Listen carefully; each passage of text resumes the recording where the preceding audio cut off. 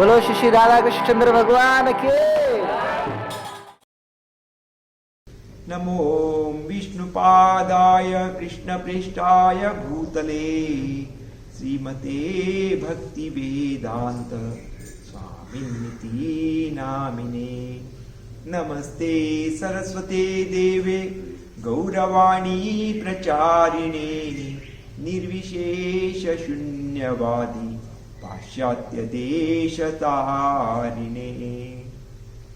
वाञ्छाकल्पतरुभ्यश्च कृपा सिन्धुभ्य एव च पतितानां पावनेभ्यो वैष्णवेभ्यो नमो नमः। वाञ्छाकल्पतरुभ्यश्च कृपा सिन्धुभ्य एव च पतितानां पावनेभ्यो वैष्णवेभ्यो नमो नमः। अभी हम जो प्रातःकालीन सभा में फिर से हम उपस्थित हो गए हैं अमृतवाणी को सुनने के लिए। और आज का जो विषय है बहुत ही सुंदर विषय है, इतना मधुर विषय है। रात्रि के समय में अभी भगवान का रासलीला का शुरुआत हो रहा है, जो हम सभी भगवान के हैं और भगवान की कई रूप से सेवा होती है। और माधुर्य रस का प्रश्न आता है इधर। तो माधुर्य रस में जो गोपियों का जो प्रेम है श्याम सुंदर कृष्ण के प्रति, मुरली वदन कृष्ण के प्रति उनका जो प्रेम है अति दिव्य प्रेम है, अलौकिक प्रेम है, शुद्धाति शुद्ध प्रेम है। ये जो सोने के जैसा प्रेम है। और भौतिक जगत में हम जो भी जो प्रेम हम देखते हैं वो एक लोहे से तुलना किया गया है, लेकिन ये जो शुद्ध कृष्ण प्रेम है इसको सोने से तुलना किया जाता है। और गोपियां सभी के सभी कृष्ण को मिलने के लिए आतुरता से सबसे पहले वो राधा को जाके मिलती है, श्री जी को जाके मिलती है। और जब श्री राधा जी अभिसार यानी कि मिलने की उत्कंठता होकर, कृष्ण को मिलने की उत्कंठता उसको बोलते हैं अभिसार। जब राधा जी अभिसार उत्कंठिता होकर सखियों में विराजमान थी तो उतने में तुलसी नंदग्राम का और कृष्ण का समाचार ले आकर पहुंच जाती है। कहाँ वो आकर पहुंच जाती है? राधा रानी के पास, जहाँ राधा रानी अपने सभी सखियों के साथ विराजमान है। और तुलसी आकर कहती है, हे स्वामिनी, हे स्वामिनी जू, हे राधे, हे स्वामिनी, गुरुवर्ग और नगरवासी सभी के सभी बुजुर्ग लोग सभी के सभी सो गए हैं। और ऐसे ही नहीं, वो गहरी नींद में सो गए। अभी उनको कुछ भी पता नहीं, गहरी नींद में सो गए। अभी हम सभी के सभी श्याम सुंदर को मिलने के लिए सही समय आ गया है। रास्ते के सारे कांटे हट गए हैं। हमारी जो प्रेम के रास्ते के प्रेम मार्ग के जो कांटे हैं सभी के सभी हट गए हैं। अभी सभी के सभी मंजरियां भी प्रियाजू से, स्वामिनी जू से यही बात कह रही है कि अभी प्रेम मार्ग के कांटे हट गए हैं। अभी आप बिल्कुल डरो नहीं स्वामिनी जू, हे राधे, आपको बिल्कुल डरने की कोई आवश्यकता नहीं। प्यार किया तो डरना क्या, है ना? जिसने इस प्रकार से प्यार किया है जो श्याम सुंदर कृष्ण से, तो उनको किसी भी प्रकार से डरने का सवाल ही नहीं उठता है।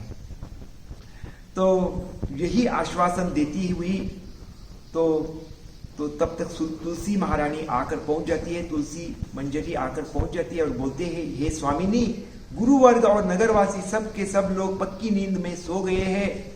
अभिसार का यह उत्तम अवसर है, सबसे बढ़िया अवसर है कि श्याम सुंदर का मिलने के लिए अत्यंत सुंदर अवसर है। अभी ना तो जटिला ना तो कुटिला, कोई भी शैतानी, कोई भी बदमाशी हमको हमारे बीच के बीच में आड़े नहीं हो सकती। अभी कोई नहीं आ सकता है। हाँ, कोई शैतानी हमारे प्रेम को, हमारा जो शुद्ध प्रेम को चेक नहीं कर सकता, कोई देख नहीं सकता, उंगली नहीं उठाएगा। अभी कोई नहीं है अभी। तो हमारा ये सही समय है, अभिसार का यह उत्तम अवसर है। और सखियों ने तुरंत आनंदित होकर गगन में पूर्ण चंद्र का उदय को देखकर श्री प्रिया जी की शुक्ल अभिसार की वेश रचना की और कर्पूर चंदन का अंगों पर लेप किया, यानी कि संवारा राधा रानी के शरीर पर। और जब कृष्ण पक्ष में जो राधा रानी की कस्तूर से उनको लेपित करती है, तो अभी ये जो पूर्णिमा का समय में वो क्या करते हैं, कर्पूर चंदन का श्री अंगों पर लेप संवारा और मल्लिका कुसुमों का गुच्छा, जो मल्लिका कुसुम सुंदर सुंदर जो सफेद रंग के मल्लिका कुसुम, सफेद रंग के जो फूल है, मल्लिका फूल है, जिसको हम मोगरा भी कहते हैं। इसी अलग अलग प्रकार के जो कुंदा, मोगरा, और इस प्रकार से मल्लिका के जो फूल है, उनकी जो राधा रानी की जो वेणी गुंथन किया गया है, उस काले केशों के ऊपर, सुंदर काले घने केशों के ऊपर जो सफेद छोटे छोटे सुंदर सुगंधी फूलों से उनको वेणी के साथ साथ गुंथा गया, वेणी गुंथन किया गया। और मल्लिका कुसुमों का गुच्छा वेणी में, उनके राधा रानी के जो वेणी में गुंथा गया, जो ये सभी सखियां उनकी सेवा में लग गई है। और क्या हुआ, श्री विशाखा ने सोने की कंधी से उनके सबसे पहले वेणी गुंथन करने से पहले उनको सोने की कंधी से विशाखा ने उनका केश कलाप किए, केशों को सवार केश कलाप करती है राधा रानी के। विशाखा ने सोने की कंधी से केश कलाप को संवारा, मल्लिका कुसुमों का गुच्छा वेणी में गुंथा और राधा रानी के जो सीमांत में सिंदूर के ऊपर चंद्रकांत मणि की लड़ी सजा दी। इधर लड़ी भी लगाया जाता है ना, हाँ लड़ी, तो सुंदर चंद्रकांत मणि की लड़ी सजा दी और कानों में हीरे के शुभ्र अवतंस लगाए गए, सुंदर शुभ्र, यानी कि शुभ्र क्यों, क्योंकि अभी ऐसा दोनों प्रसंग आता है। शुक्ल पक्ष में शुभ्र, सभी शुभ्र रंग के कपड़े भी होते हैं, सफेद रंग के, शुभ्र रंग के, और कानों में भी शुभ्र अवतंस लगाए गए और नाक में, नसिका में जो मुक्ता मणि, तो उसको लटकाया गया, गजमुक्ता, यानी गजमुक्ता वो पहराया गया, वो जो नाक में जो हिलती है, जो गजमुक्ता, नासा में गजमुक्ता पहराया और कंठ में मुक्ता तथा मल्लिका पुष्पों के हार, मुक्ता हार, यानी कि जो मोती के माला पहनाती, जो सफेद सुंदर, और मोती के हार, मुक्ता मणि के जो सुंदर वो जो हार पहनाया जाता है, और मल्लिका फूलों से बनाया हुआ जो सुंदर उनको हार पहनाया जाता है। और मुक्ता तथा मल्लिका पुष्पों के हार धारण कराए और दोनों हाथों में हीरों की चूड़ियां, बलय, अंगद इधर बांधा जाता है, तो हीरों की चूड़ियां, बलय, अंगद और चंद्रकांत मणि की अंगूठियां भी पहनाया जाता है उनको। और आप बोलोगे कितनी अंगूठियां पहनाया जाता है, कभी कभी पूरे उंगलियों में, सभी उंगलियों में उनको जो अंगूठियां पहनाया जाता है कभी कभी, और अंगूठियां पहराई और कटी में, जो अपने कमर में, कटी में शुभ्र वर्ण कांची विन्यस्त कर शुभ्र वर्ण की ओढ़नी लगा दी। पहले उनको कमर पर कौंदनी, जो सुंदर कौंदनी, यानी कि उसको बोलते हैं रेस्ट बेल्ट, यानी कि कमर में जो बेल्ट, जो कौंदनी इसको बोलते हैं। तो कटी में शुभ्र वर्ण कांची विन्यस्त करके पहले वो पहनाया जाता है, उसके ऊपर से पहले पहनाते हैं, उसके ऊपर से ओढ़नी डाला जाता है, सर के ऊपर से ओढ़नी। अब पहले ओढ़नी डाले तो क्या होगा, तो कमर में बांधने के लिए वो दिक्कत होती है, तो इसलिए पहले क्योंकि भगवान का जो पुजारी है, भगवान की जो ड्रेसिंग करते हैं, उनको ये सब पता है कि जब पहले उनको कमर में जो कांची, तो उनको पहनाया जाता है। कटी में शुभ्र वर्ण कांची विन्यस्त कर शुभ्र वर्ण की ओढ़नी उड़ा दी, हाँ ऐसे शॉल ऊपर से सुंदर शुभ्र वर्ण की ओढ़नी उड़ा दी, और दक्षिण हाथ में उनके श्वेत कमल दिया गया, क्योंकि पूर्णिमा के समय में श्वेत कमल दिया जाता है, और पूर्णिमा यानी कि शुक्ल पक्ष में, और कृष्ण पक्ष में अमावस्या के समय में या कृष्ण पक्ष में उनके हाथ में नील कमल दिया जाता है।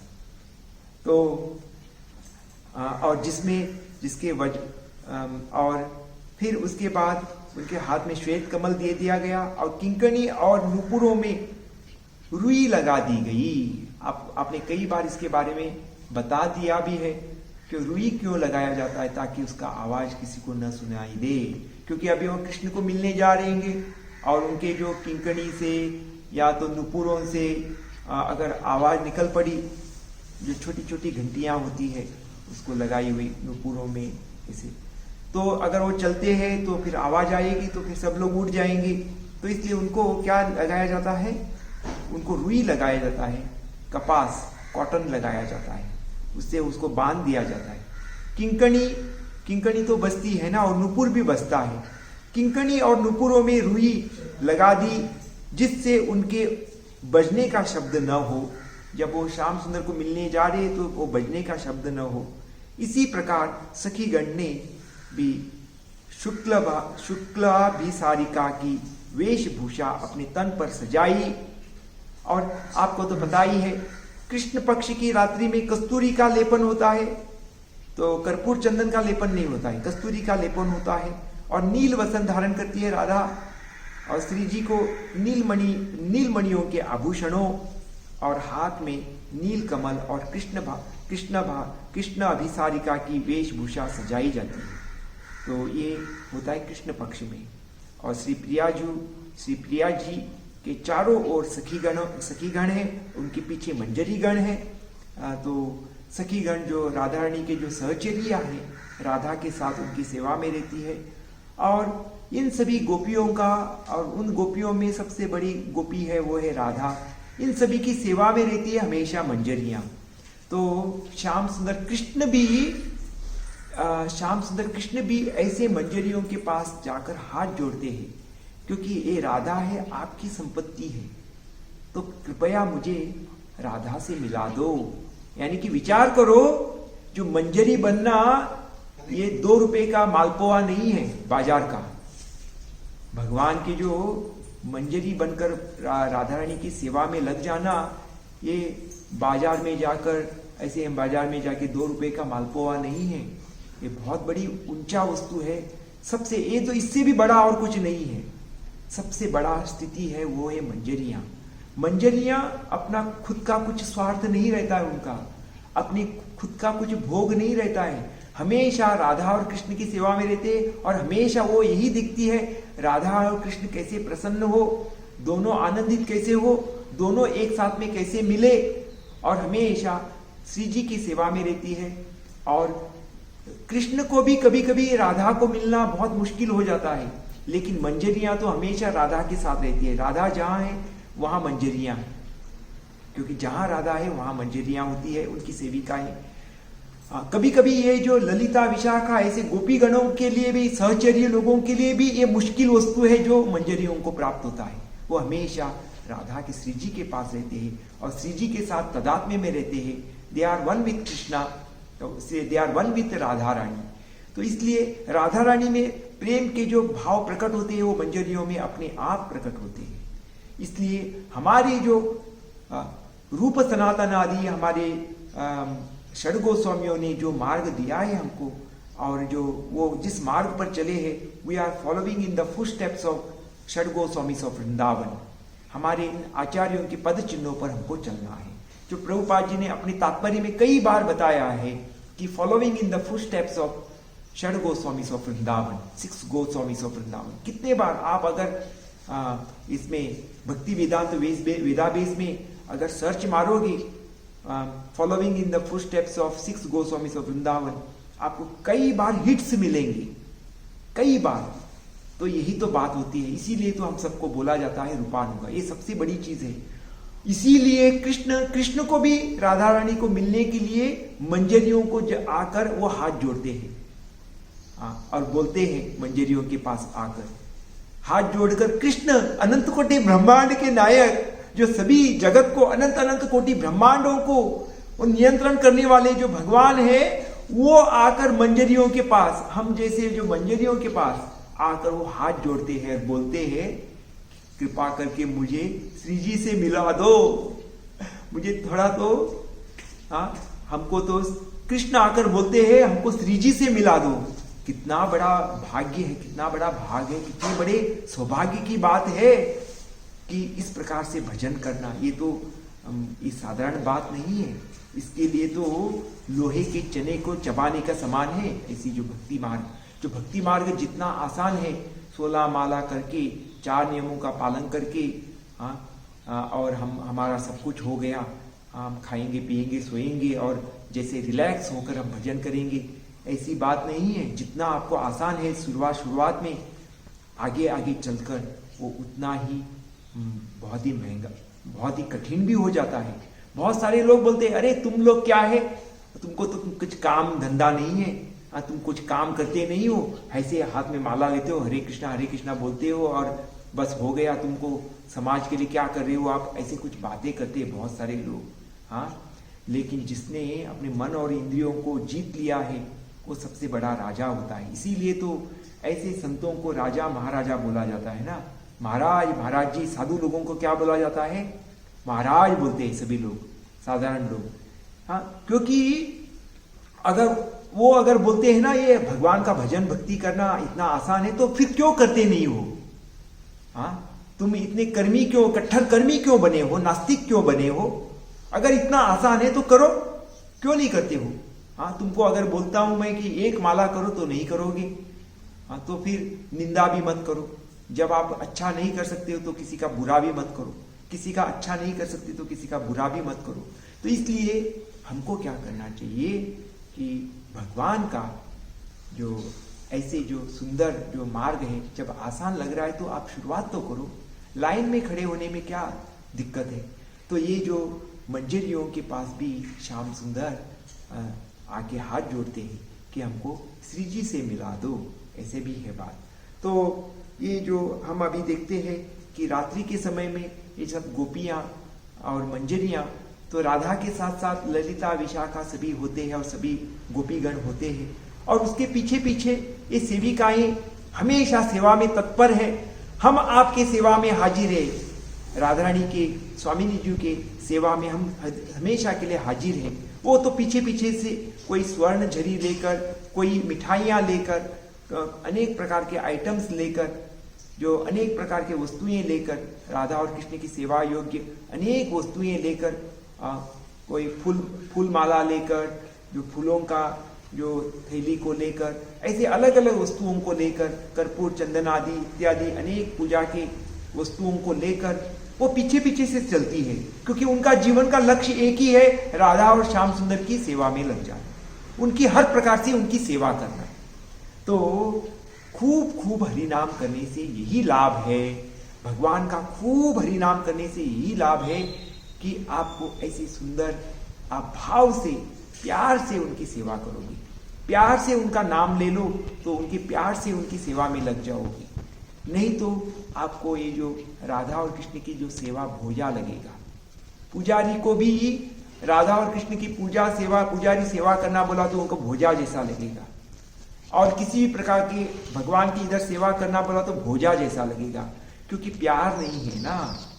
जिसको प्यार है वो स्वेच्छा से, किसी से कहने पर नहीं, स्वेच्छा से आके वो भगवान की सेवा में लग जाएगा, स्वेच्छा से खूब हरिनाम करेगा, स्वेच्छा से भगवान का आरती उतारेगा, स्वेच्छा से वो उनके जो प्यास भूख मिट जाएगा और उनको नींद नहीं आएगी।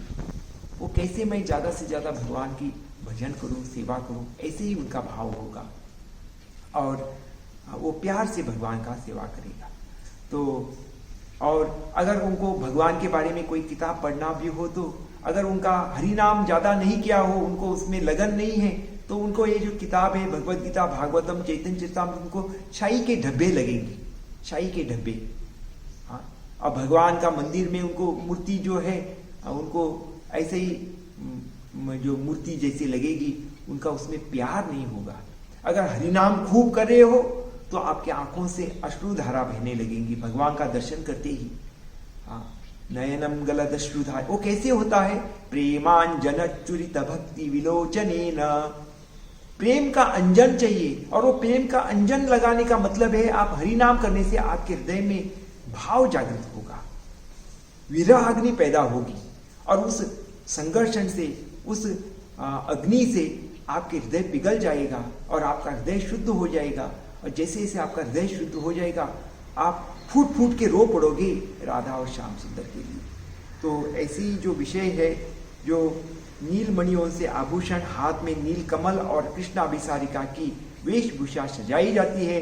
श्री प्रिया जी के चारों ओर सखीगण और उनके पीछे मंजरीगण एवं गुरु मंजरी वर्ग, और सबके पीछे जो साधक मंजरीगण चल पड़ती है। मंजरीगण भी है, जैसे रूप मंजरी, लवंग मंजरी, ये सब भी मंजरीगण।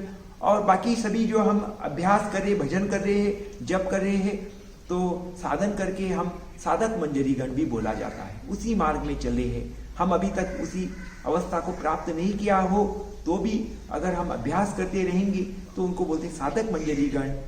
वो सबसे पीछे से चल पड़ती है और गुरु मंजरीगण साधक मंजरीगण को मदद करती है कि देखो ऐसी सेवा करना है, ऐसी सेवा करना है। सब प्रकार का जो ट्रेनिंग मिल जाता है।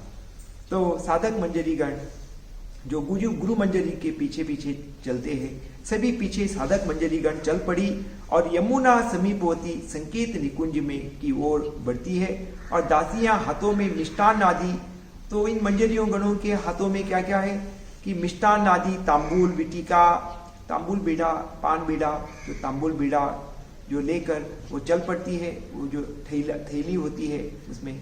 और यमुना तीर पर आकर सबने जानू पर्यंत यमुना धारा में प्रवेश किया और यमुना को पार करके और पार होकर गोविंद स्थली जो है, रात का योगपीठ है, जहां मिलने का समय है, मिलने का जगह है, रात के समय में मिलने का जो जगह है, एक साथ में जब आते हैं राधा कृष्ण गोपियां, सभी मंजरियां गोपियां सब एक साथ आते हैं, जो एक साथ मिलने का जो समय है, जगह है, जो योग बोला जाता है, उस योग, तो उसको योग पीठ बोला जाता है। मिलने के लिए उसको योग बोला जाता है।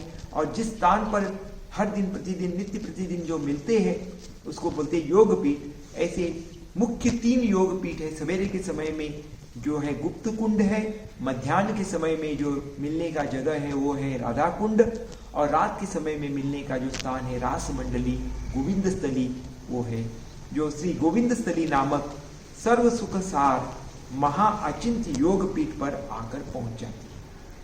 तो ये विषय है। तो किस तरह से ये जो सभी सखियां मिलकर आके मिल जाती है और वो रात का समय कैसा रहता है और वो किस प्रकार का जो माहौल है, ये सभी वर्णन हुआ है। और इसी पद को जो राई शेखर इसको पद को गा लेते हैं और उस पद के माध्यम से अभी हम गाएंगे। तो इधर ये जो बोला गया है, ये जो प्रेम का जो मार्ग में जो कांटे हट गए हैं, केवल कामदेव जागृत अवस्था में। अभी ये जो सभी गुरु वर्ग लोग, बड़े बुजुर्ग लोग, सभी के सभी सो गए हैं और सभी मंजरियों ने, गोपियों ने देखा अभी हमारे इस कृष्ण को मिलने के जो प्रेम मार्ग के सारे कांटे हट गए हैं और कोई भी जो शैतानी बदमाशी लोग, वो सभी के सभी अभी सो गए गहरी नींद में, यानी कि वो हमारे मार्ग के जो कांटे हट गए, शैतानी बदमाशी लोग चुप हो गए हैं। अभी वो कुछ बोल नहीं सकते। अभी सिर्फ कामदेव जागृत है। कामदेव यानी कि ये जो शुद्ध कृष्ण प्रेम है वो जागृत है। अभी बिल्कुल हम जल्दी से जल्दी जाके श्री जी को लेके जाएंगे और सभी हम राधा और कृष्ण का मिलन होगा। अभी मिलेगी राधा रानी श्याम सुंदर को।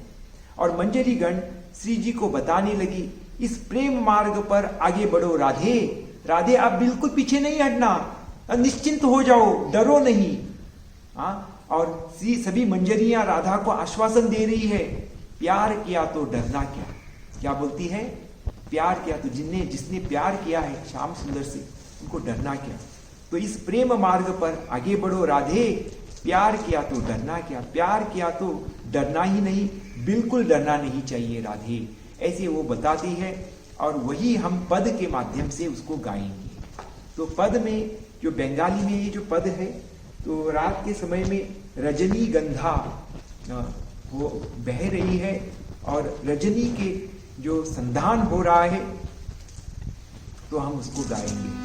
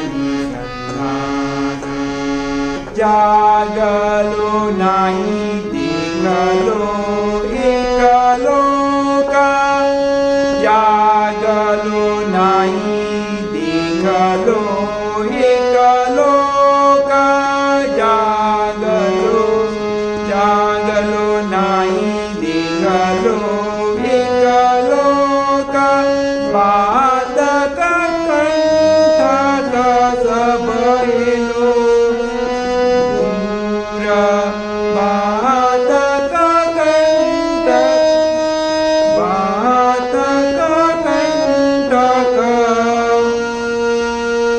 सब भेलो दूर बाधक कंटक सब भेलो दूर रजनी संधान रजनी संधान रजनी संधान रजनी संधान रजनी संधान रजनी संधान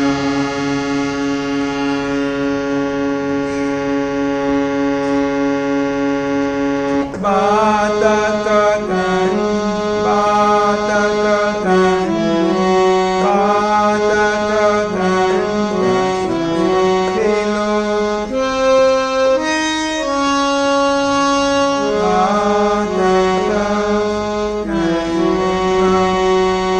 सब भेलो पूरा बाधक कंटक सब भेलो दूरा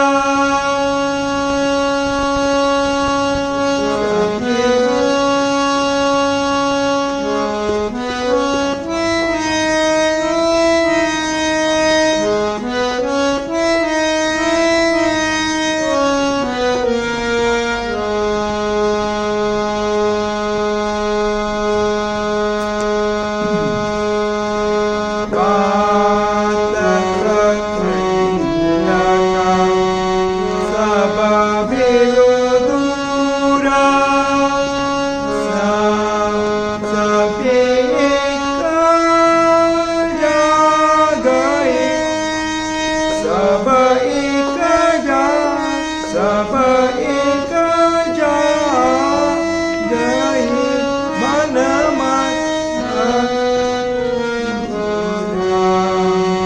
सब सब एक जागए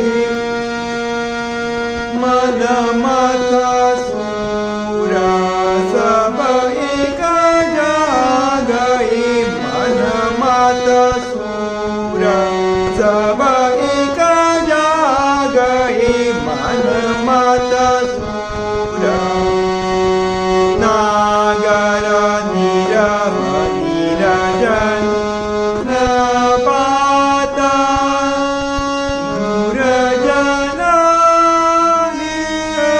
नहीं लागलो कपाद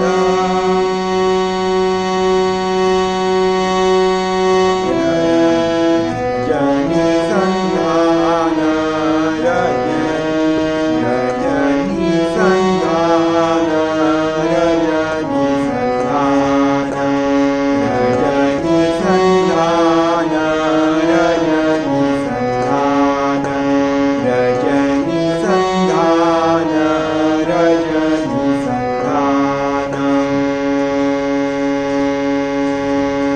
शेखर कहो तो ही पंथ विचार शेखर कहो तो ही पंथ विचार शेखर कहो तो ही पंथ विचार अभिसारा अभिसारा सुंदरी अभिसारा सुंदरी गोया नाही आर अभिसारा सुंदरी गोया नाही आर रे रजनी संधान रजनी संधान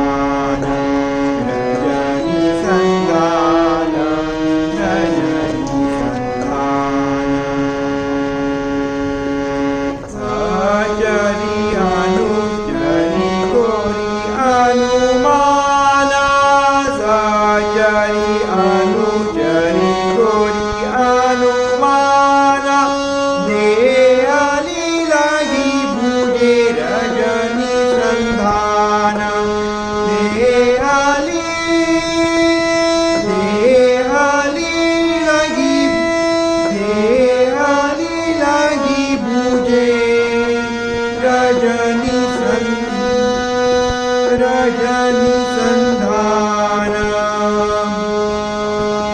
रजनी संधान, रजनी संधान, रजनी संधान, रजनी संधान, रजनी संधान।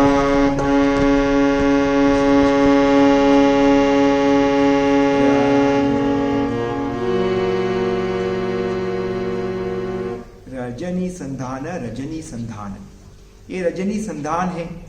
Looking at the terrace, her girlfriends and maid servants understood that night had fallen. No one was seen to be awake anymore. Everyone had reclined without any trouble or distress. Thus, thorns on the road had gone far away. Only the almighty Cupid remained awake. Nagar Krishna thus silently proceeded over the deserted road, while the eyes of the wicked remained shut. As Raishekar inspects the road, he says, "O Sundari, He Radhe, don't be scared of this love journey anymore. Don't be scared of. डरो मत, इस प्रेम मार्ग पे आप चलते रहो, हे राधे आप चलते रहो। प्रेम मार्ग के जो सारे कांटे हट गए हैं, कोई अभी आपको रोकेगा नहीं, कोई रोकेगा नहीं, कोई टोकेगा नहीं। आप सीधा सीधा आप अभी चलते रहो, हम सभी आपके साथ है और कोई हमारे रास्ते में कोई कांटा नहीं आएगा। तो अभी हम जाके मिलेंगे श्याम सुंदर को। ऐसे जो बातें आती है